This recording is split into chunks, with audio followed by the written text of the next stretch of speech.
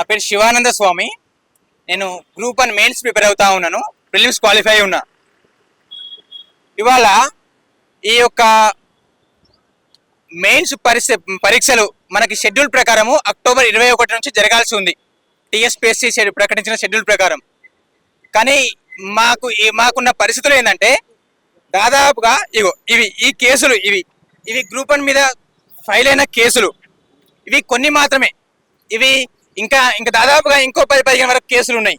దాదాపుగా 20-25 నుంచి 25 పైబడి కేసులు.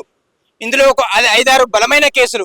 ఒక సోషల్ రిజర్వేషన్స్ పాటించకపోవడం కానీ, జియో నంబర్ 29 వర్సెస్ 55 కేసు కానీ, ఎస్టీ రిజర్వేషన్ కేసు కానీ, లేదా కీ మీద దాదాపుగా 14 కీ మీద మనము అబ్జెక్షన్స్ రేజ్ చేస్తే కనీసం 4 నుంచి 5 క్వశ్చన్స్ ఎవరు అడిగినా, ఏ చిన్నపిల్లలు అడిగినా అవి చేంజ్ అవుతాయని చెప్పి చెప్తా ఉంటారు మనకి.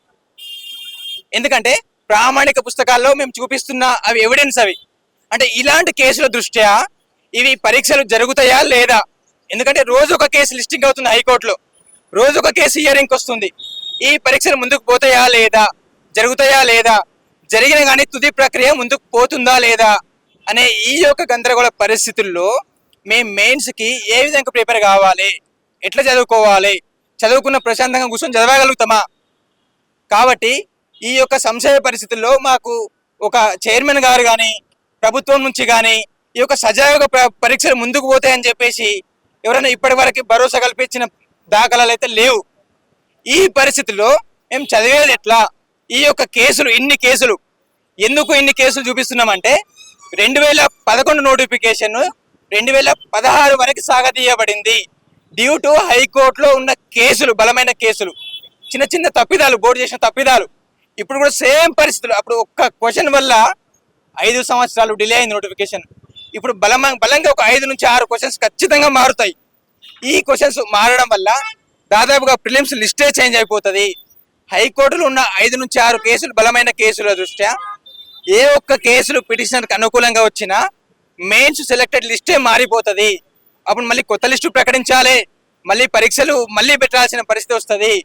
ఈ యొక్క పరిస్థితులు రాకుండా ఉండాలంటే ఈ యొక్క అన్ని కేసులు ఒక కొలిక్కి వచ్చిన తర్వాతనే ప్రక్రియ పైన ముందుకు పోవాలని చెప్పేసి మేము ఎన్నోసార్లు టీఎస్పీఎస్సీకి విన్నవించుకున్నాము. దాదాపు దఫాలుగా ఎన్నో బృందాలుగా టీఎస్పీఎస్సీకి 10ల సంఖ్యలో వినతి పత్రాలు ఇచ్చినాం. కానీ దీని మీద టీఎస్పీఎస్సీ బోర్డు కానీ, ప్రభుత్వం నుంచి కానీ మాకు ఎలాంటి స్పష్టత రాలేదు.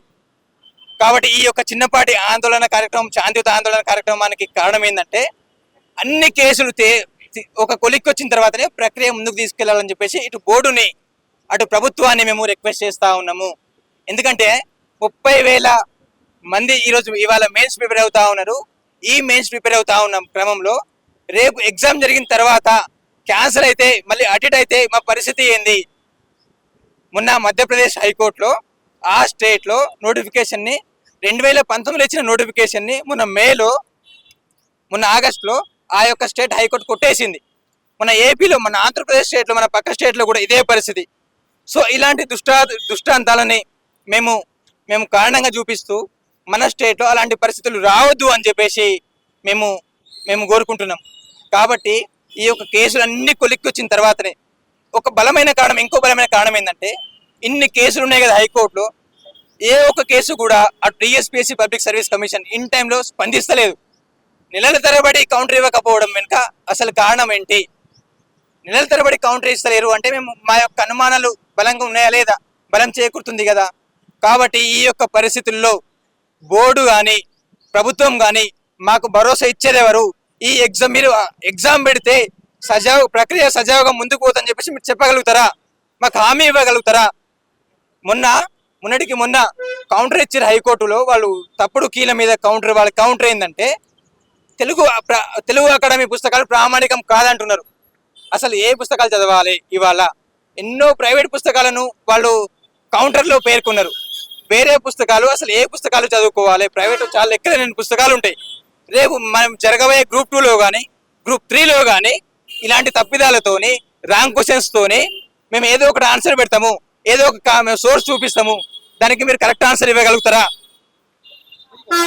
సో కాబట్టి మా యొక్క ఆందోళనకి అర్థం ఉంది. కాబట్టి దయచేసి మా ఆందోళనని, మా యొక్క ఆవేదనని అర్థం చేసుకొని పరీక్షలని ఈ యొక్క కేసులని కొలిక్కి వచ్చే వరకు తాత్కాలికంగా వాయిదా వేయాలని చెప్పేసి మేము టీఎస్పీఎస్సీ బోర్డుని ప్రభుత్వాన్ని కోరుతున్నాం అన్న. Thank you.